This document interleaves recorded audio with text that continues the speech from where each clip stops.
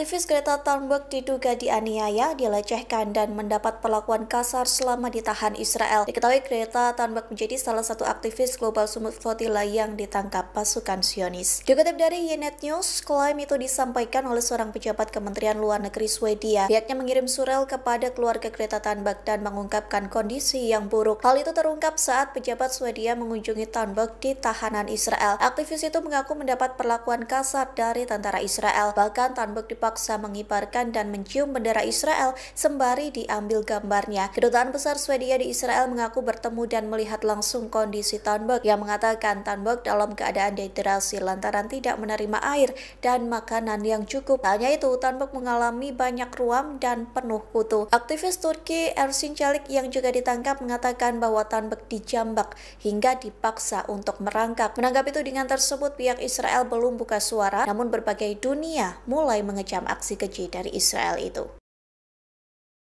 Israel dilaporkan membawa para relawan dan aktivis Global Summit Flotilla ke penjara Ketziot di Gurun Negev. Padahal penjara ini dinilai menjadi lokasi penahanan paling rahasia dan tempat yang paling kejam bagi Israel. Dipastikan 5 warga negara Australia berada di dalam penjara tersebut. Dikutip dari The Guardian, para pejabat Australia sedang melakukan perjalanan ke penjara di Gurun Negev. Juru bicara Departemen Luar Negeri dan Perdagangan mengatakan pejabat kedutaan di Tel Aviv terus berhubungan dengan otoritas Israel pada Jumat 3 Oktober. Secara resmi, mereka meminta konfirmasi soal penahanan warga negara Australia. Negara tersebut menghimbau semua pihak menghormati hukum internasional guna memastikan keselamatan dan perlakuan manusiawi terhadap aktivis. Dalam pernyataannya, mereka juga mengklaim telah menyarankan warga Australia agar tidak bergabung dalam Global Summit Flotilla karena risiko keselamatan. Meski begitu, Australia kembali menyerukan Israel untuk memungkinkan aliran bantuan kemanusiaan yang berkelanjutan dan tanpa hambatan ke Gaza. Menteri Kesehatan Australia Mark Butler mengatakan pemerintah telah mengajukan permintaan resmi kepada otoritas Israel. Permintaan itu terkait memberikan akses konsuler kepada warga Australia yang ditahan. Di satu sisi, Menteri Keamanan Nasional Israel Itamar Ben-Gvir mengklaim penjara Ketziot merupakan penjara yang aman. Berbicara dari penjara Ketziot, ia mengatakan aktivis dan relawan Armada Summit Global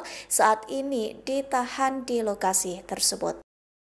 Pasukan Pertahanan Israel atau IDF mencegat 47 armada Global Summit Flotilla yang hendak mengirim bantuan ke Gaza. Angkatan Laut Israel pun menawan setidaknya 443 aktivis yang tergabung dalam armada Global Summit Flotilla. Terkait hal itu, Perdana Menteri Israel Benjamin Netanyahu memuji tindakan prajuritnya. Dikutip dari The Economic Times, pujian Netanyahu disampaikan pada Kamis 2 Oktober. Dalam pernyataannya, Netanyahu memuji para prajurit dan komandan Angkatan Laut yang disebutnya menjalankan misi pada hari Yom Kippur. Netanyahu pun mengatakan para prajuritnya melakukan cara paling profesional dan efisien. Perdana Menteri Israel itu mengatakan tindakan yang dilakukan IDF penting untuk mencegah puluhan kapal memasuki zona perang. Tindakan IDF itu juga dipuji karena menggagalkan kampanye delegitimasi terhadap Israel. Sementara kelompok hak asasi manusia Amnesty International mengkritik Israel karena memblokir armada tersebut. Pihaknya mengatakan bahwa pencegatan itu merupakan tindakan intimidasi yang bertujuan menghukum dan membungkam pengkritik genosida Israel.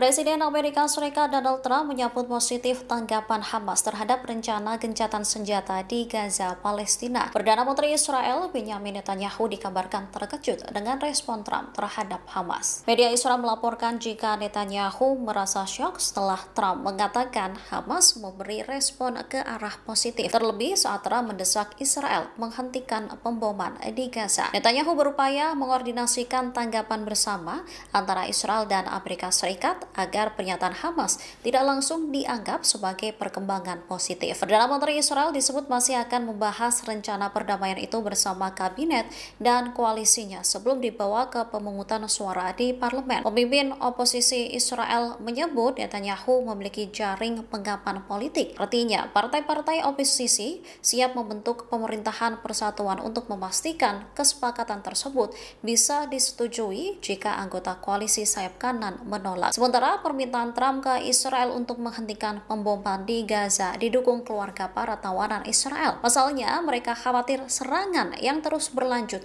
justru akan melukai atau membunuh para tawanan yang masih ditahan Hamas. Gelombang demonstrasi pun diperkirakan akan pecah dalam waktu kurang dari 24 jam. Mereka akan menuntut pemerintah segera menyetujui kesepakatan gencatan senjata tersebut. Bos Hamas di jalur Gaza sekaligus ketua tim negosiasi Khalil Al-Hayya muncul perdana seusai gagal dibunuh Israel. Sebelumnya pada 9 September 2025 lalu, Al-Hayya menjadi salah satu target serangan Israel di Doha, Qatar. Namun serangan tersebut gagal menewaskan para pemimpin senior Hamas. Khalil Al-Hayya muncul dalam sebuah video yang diunggah Hamas pada Minggu 5 Oktober. Kemunculan Al-Hayya itu terjadi sehari sebelum delegasi Hamas dijadwalkan berangkat ke Kairo untuk melanjutkan negosiasi. Dalam video itu, Al-Hayya menceritakan saat dirinya kehilangan putranya yang gugur dalam serangan udara Israel di Doha. Menurutnya, kematian putranya dan warga di Gaza sahid karena sama-sama menjadi korban kekejian Israel. Ia bergaskan darah para korban tewas akan menjadi jalan menuju kemenangan. Al-Hayya bertekad bakal mempermalukan Israel atas apa yang telah diperbuat. Ia bahkan mengutuk Israel akan merasakan kesedihan mendalam seperti apa yang dirasakan rakyat Palestina, khususnya di Gaza.